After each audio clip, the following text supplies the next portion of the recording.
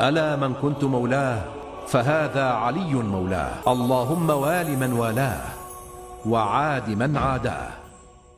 My name is Moses Manuel Caballero, and I'm originally from New York City, New York. I currently reside, during vacations in Seward, Alaska. I work and live in Alaska. I mean, I was born and raised in Alaska, then moved to San Francisco, and then moved back to New York, and then I kind of realized that New York wasn't really the most optimal environment for a guy like me to live in. So I just decided to move out to Alaska, and I've been working in the culinary industry since then, while pursuing my educational studies in medicine and health and Middle Eastern studies as well. So my mother practiced Santeria for probably about 20 years, prior to my birth. And Santeria is a sub-denomination of Christianity. Let me rephrase. Santeria is kind of like a form of mysticism. There's a lot of concepts to. There's voodoo in there. There's black magic. There's white magic. So it's like Wicca and Christianity mixed up, and it's predominantly in the Caribbean, Puerto Rico, Jamaica, Cuba. So there's a small following, and then my mother converted to Pentecostalism just after I was born. My father, I don't know him. He pretty much left when I was 4 years old. He was extremely abusive, and I didn't hear about him until about 2009 when I did some research on him, and he passed away in 2004. So I really wasn't able to kind of like build or even know him. So I grew up with my mom until the age of 8, and even before that I was pretty much in and out of the hospital, mental hospital, psychiatric ward, group homes. And then my mom just got really, really sick, and because of that, she had to submit me to the state, and the state overtook responsibility for my well-being until I turned 17. It was just, Alaska wasn't even on my mind. I was in high school, I was in a group home, I was dealing with a lot of issues there. And just discovering myself and trying to learn who I am as a person during high school was really difficult, especially being in the group home.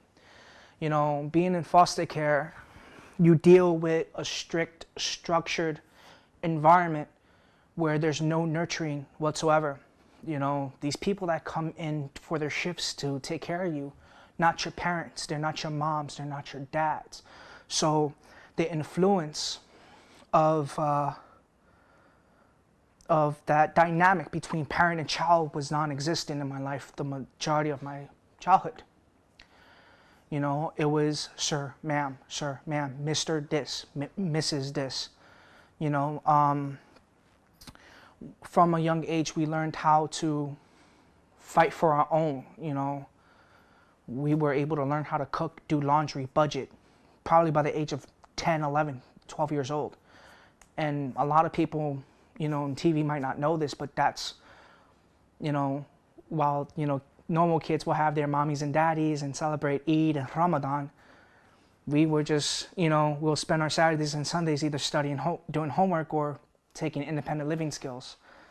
And that was pretty much the structure then. We pretty much lived everything by a schedule from 6 in the morning to 9 at night. And another main focus of that was church. When I was placed in foster care, I was placed in an agency that was run by the Catholic Church. So as a child living in that agency, I had to practice Catholicism. Now, I had no idea what Christianity was until I began practicing Catholicism, obviously against my will. So I was baptized at age 12, confirmed by 14, and pretty much active in the church from 14 and up. And at the same time, I would go to Mass on Sundays, and I wasn't interested at all. The whole concept of the Trinity didn't really appeal to me at all. This thing about, one thing that kind of like made me question the whole thing on Christianity was the story of the fig tree. was the story of when Esau, the son of Mary, may peace and blessings be upon him, was traveling with one of his companions, and they were hungry. So he thought, okay, let's go to a fig tree. Let's go and find some fruit. So he found the fig tree, but there was no fruit. So if Esau was God, and he was all-knowing, how did he not know that the fig tree didn't have fruit? It was obviously out of season. And that started breaking my faith completely. And I became pretty much an atheist. Denounced my faith at 17 and ran away.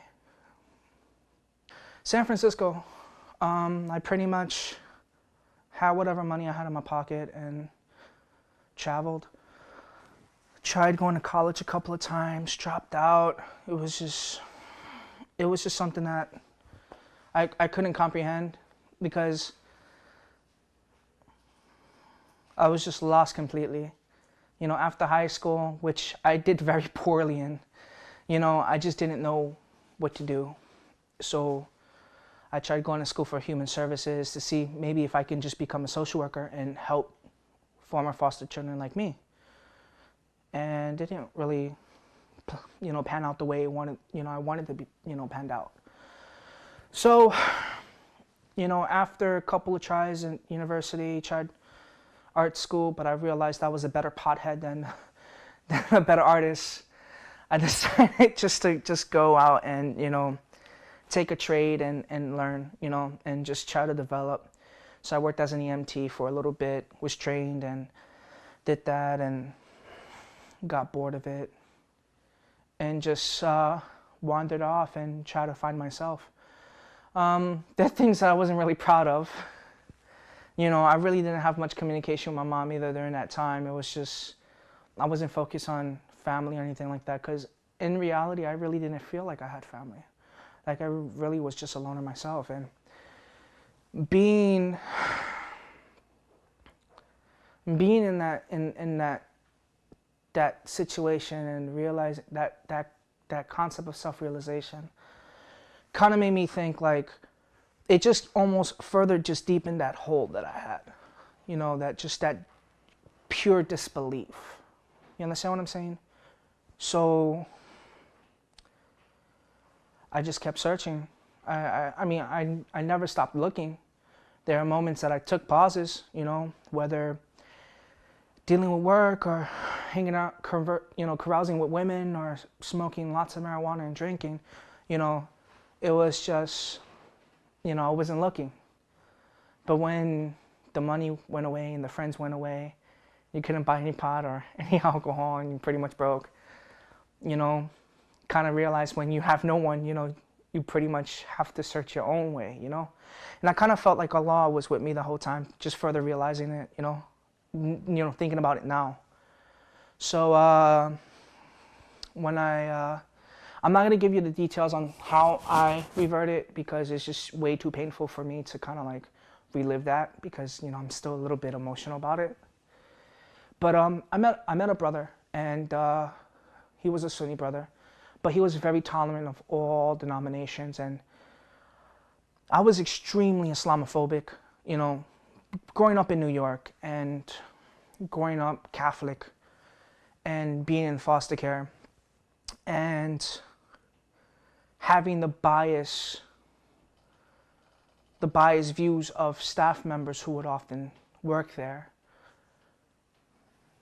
You just don't get enough perspective. And there's a lot of indoctrination with that. So when you're indoctrinated, you're absolutely and utterly brainwashed.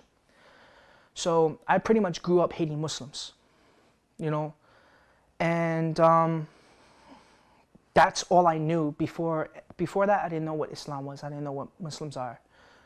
From 2001 on, I thought Muslims were just a hate cult filled with ignorance and wanting to rape everyone and kill everyone, this and this and that. Like, I was genuinely fearful for my life. And, meeting this guy, I hated him. I genuinely hated him.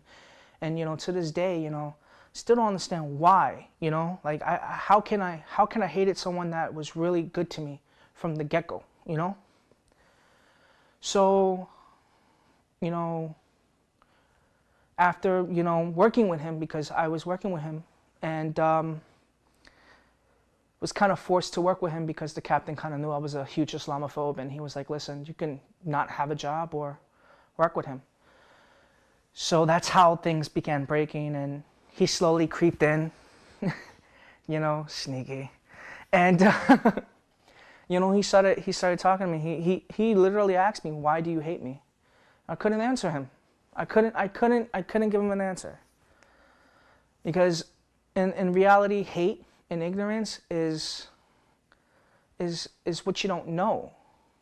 You can't hate something that you do know. You cannot like something that you do know, but you can't physically hate what you don't know. Hate and ignorance only comes from lack of knowledge. You understand? And that's what I begin to live by. So I kind of realized, like, maybe I should give him a chance, hear his story.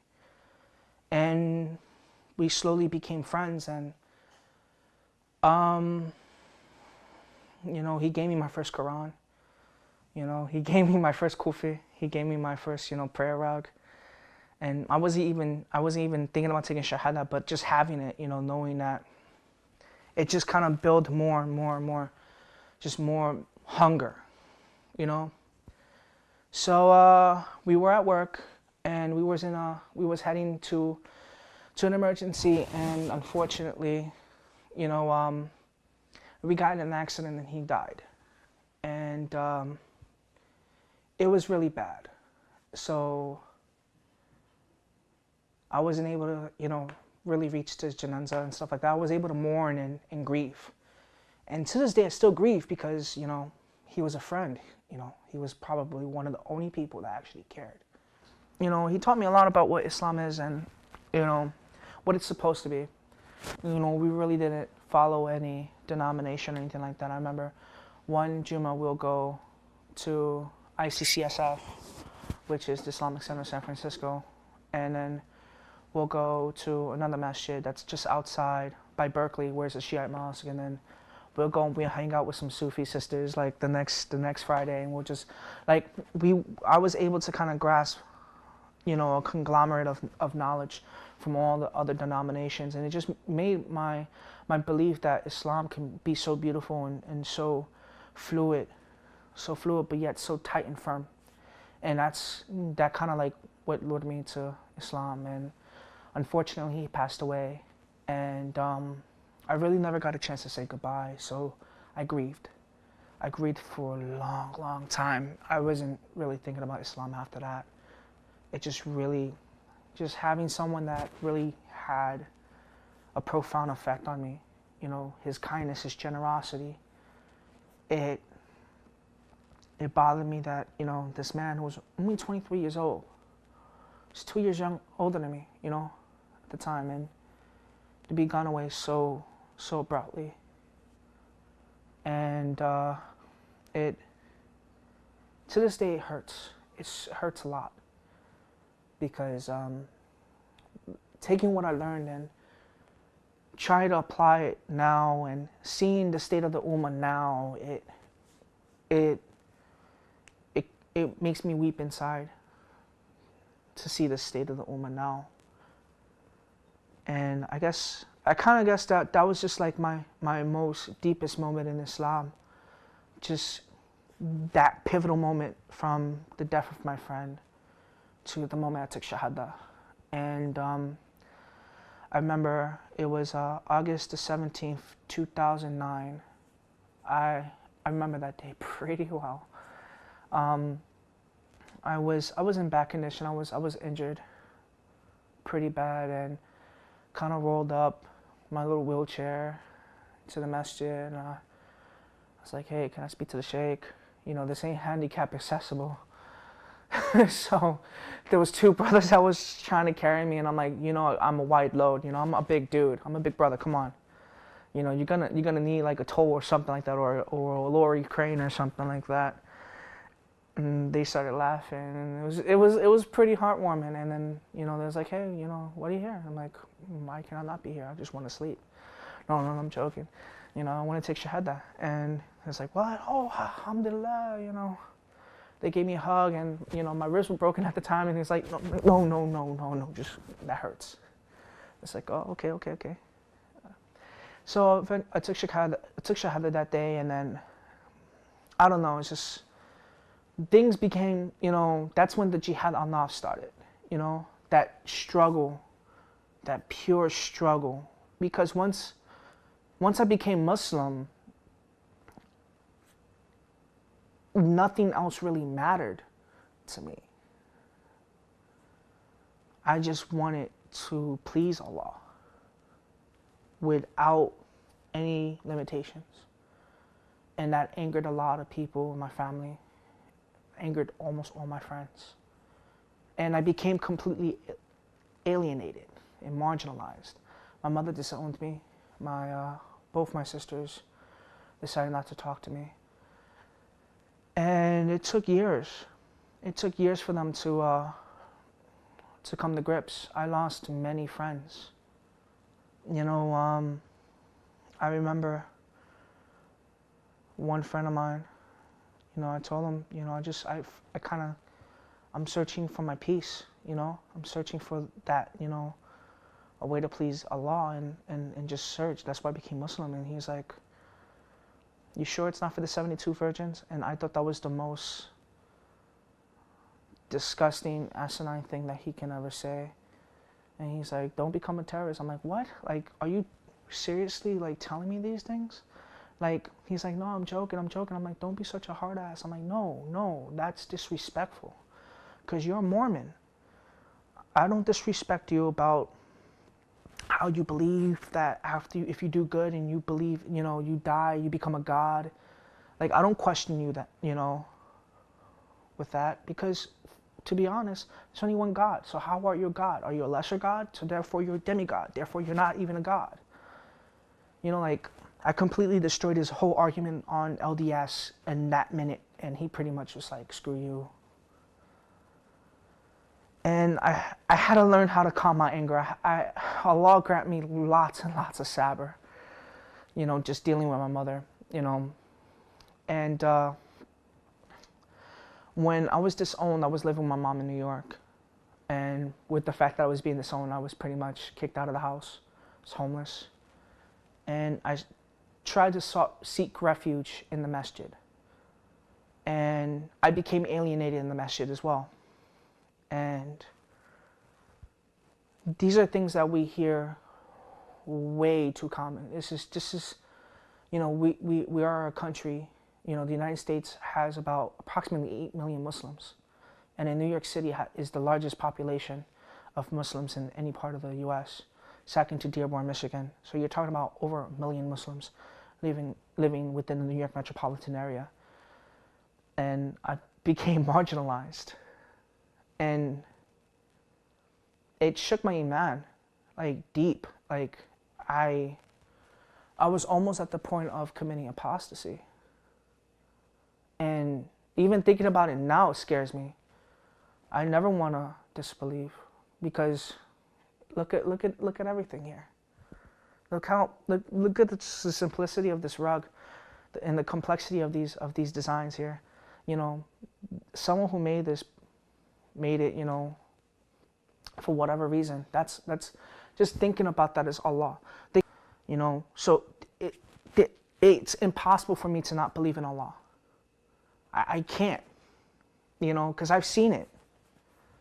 I've seen all the good in Allah's mercy, despite all that jihad that I went through. And it just strengthened it eventually strengthened my faith, just being marginalized by the community. I focused more on salat. I focused more on just learning Islam, learning how to properly do salat, and learning dhikr, and trying to learn Arabic. Horrible still. I'm getting it. I'm able to read letters now, alhamdulillah. So after losing my friends, after losing pretty much my family, and pretty much being by myself, I decided to find my niche online.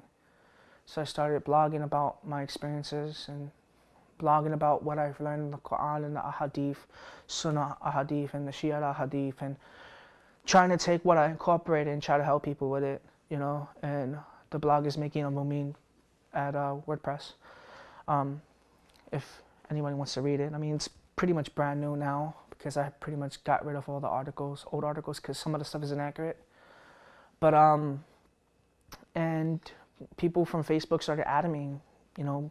Some of these people became lifelong friends, and I met a brother who is Shia, and we started having these debates and these conversations, you know, about the different denominations, about, you know, Sunni, Shiite, you know, stuff like that. And I'm more sympathetic to a lot of the minority groups, like the Shiite, the Sufi, you know, the Bathra, you know, the Quranis, because just because they have their own set of ritualism doesn't mean that they're not Muslim. When you're Muslim, you take Shahada, you follow those pillars. Those pillars are what quintessentially makes you a Muslim. And the usul-ud-din is one of the most important facets, the foci of Islam. You know, the root, usul, the root. You know, and the great thing about it was Maulana Baig, you know, he taught me so much about that whole focus, that whole thing, the usul-ud-din. You know, it's okay for you to, you know, to worry about, you know, have self-doubt, because that just only strengthens your usul-ud-din, you know. So let me go back to Brother Mansour. He was just like, hey, you know, have you considered just taking the deen to another step, you know, taking it to another level? And I'm like, of course, you know. He's like, why won't you consider getting into a seminary? So I began applying, you know. I didn't hear about IAS till a few months ago. And even though it's a Shiite school, you know, I'm going to apply. You know, Allah even said, you know, Rasulullah said himself, you know, seek knowledge, even if it's in, you know, China, you know. And that's one of the things you know, that kind of like lured me. I applied to some Darul Ulooms, I applied to Medina, I applied to some other programs and stuff like that. I only got into like 3 places, all houses. I got into Hussein, I think. No. Well, I don't remember. At least I got accepted here, obviously. So at the time where I got had my interview, I was in Alaska. I was working as a sous chef, and yeah, and that's all those years of cooking in the group home kind of paid off. So you know, I was working at a restaurant in Seward, Alaska, which I still kind of live to this day. And Sheikh Ali was like, hey, how is your Arabic? And I was like, how is my Arabic? It's horrible. He's like, okay, well, that's going to be your jihad al-nafs for this year. Just pack up your bags and hurry up and get here. I'm like, okay. So I'm here now, and, you know, that pretty much is, you know, that I don't really consider everything from before the Shahada as my journey. You know, last Monday was the beginning of my journey. The moment that I got from the Sanford airport was the beginning of my journey, because I just started picking up Arabic. I just picked the marja to do taklif to, you know. And I'm really focusing on aqaid and, you know, the theology of Islam, and, you know, and how to properly implement it, and not only implement it, but to teach it and to ensure that others can properly implement it. And alhamdulillah for the seminary, because 4 years time I'll become an imam, and I want to take that to that step, and inshallah I'll become a sheikh and just dedicate my entire life to the study, the promotion, and the deepening of Islam as the faith, the way of life, the way of all ways. You understand? So, boom, that's my start. That's me. Now, you can't go up when you're down, right? And when you're up and you're down, the only way you can move up, the only way you can move is up, right? So, of course my faith was shaken, but there were moments of self-actualization and self-realization that were pivotal into my strengthening of my deen, of my iman. And there were people here and there that came around, alhamdulillah to them, for them, that kind of strengthened me, whether it's a couple of words or whatever, it was their form of charity or them offering me a position or, talking to me, just making sure I was okay. That kind of solidified my belief in Islam and the goodness and the righteousness of what Allah has taught us. So it just brought me closer to Allah. And it just made me more dedicated to follow the rules of what Allah has given down to Rasulullah, peace and blessings be upon him. As I explained, being disowned by my family, and I tried to seek refuge in the masjid. And while I was trying to seek refuge in the masjid, I became completely alienated from that community because of their views of what a revert is, their lack of understanding, and the adulteration of Islam, their Islam, through their own cultures and castes and whatever they believed in. And I had to have sabr. I prayed. I didn't pray for shifa. I prayed more for sabr, because if you don't have patience, you're gonna implode. And if you implode, you're gonna eventually leave Islam. Now I'm gonna quote a statistic, and it's a very troubling statistic. And the statistic is current as last year. Over 70% of reverts that enter Islam, they leave within 3 years. The number one reason is because of that alienation. So that, to be alienated by the community, was one challenge that I still face. I mean, before I went to Alaska, I went and made salat at a masjid in New York. And I remember just getting weird looks. Not only just weird looks, but it's obvious I can hear what you're saying, I had people just starting, who's this kufr, who's this munafiq? I'm like, who gives you the right to call someone a disbeliever? I could be half naked and you still have no right to call me a disbeliever. And it's something that really bothered me. And it bothers me now because it affects my brothers and sisters. It affects the people that I attend school with. Just recently, I remember we went to this halal pizzeria on Sunday. And my brother said salam alaikum to this family, all Muslim, most likely born into Islam. And they just looked at him like with a snarl in their face. And it didn't bother him because his level of deen is really deep. So that's like how you call it? I'm trying to think of the term. It's basically when someone commits fitna against you, you get the rewards from Allah. And the sin that they commit against you goes back to them and they have to answer for. Like that, hasadat, right? Hasad, yeah. So, he had that. It still bothered me. I approached them. I didn't say anything, but I made sure they heard my salams.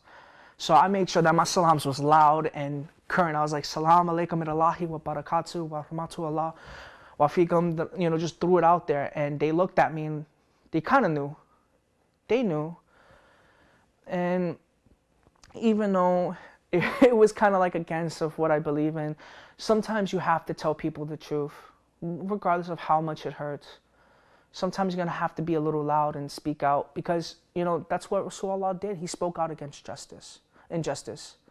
You know, he you know, when something was wrong, he not only said something about it, but he did something about it. And that's why that's all why I'm here.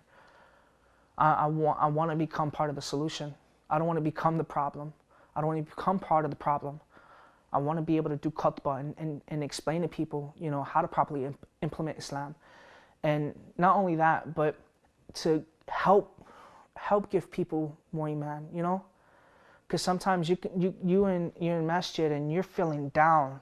Even though you do wudu and you still have the nikat, you know, the intention to make salat. But there's that small place in your heart that you feel lost.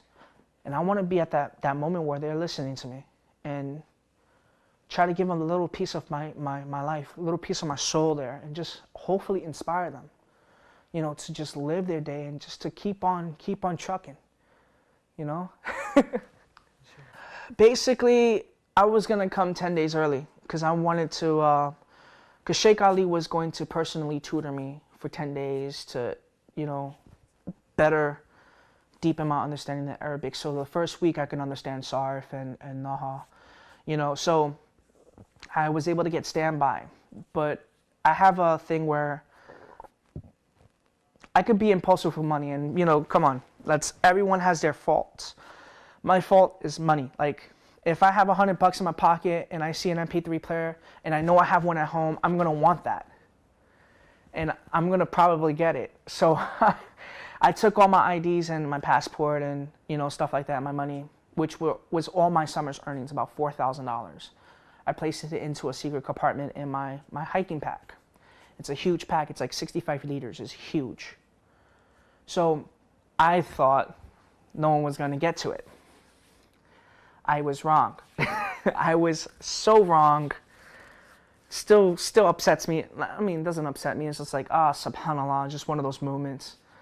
So we took 3 stops. We was in Whittier, which was pretty far out from Anchorage. Then we got to Gridwood, and then eventually Anchorage. Those stops, I had to go and use the bathroom or get myself a Gatorade and a cheeseburger, you know, just, you know, or, you know, just, you know, kind of stretch out my legs so I don't have to die from deep vein thrombosis.